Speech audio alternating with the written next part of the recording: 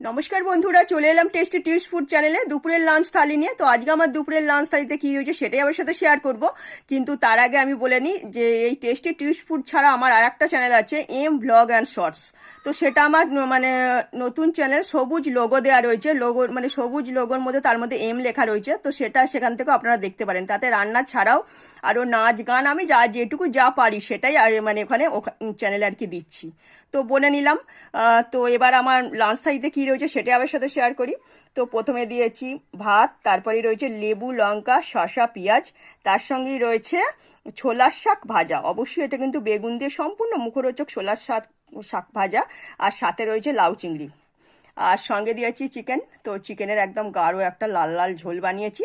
আর এটা রয়েছে শীতের সবজি দিয়ে টক, অবশ্যই মানে ছোলার ডালের বড়া করে কিন্তু টক মিষ্টি, মানে টকই যেটা বলা যায় সেটাই।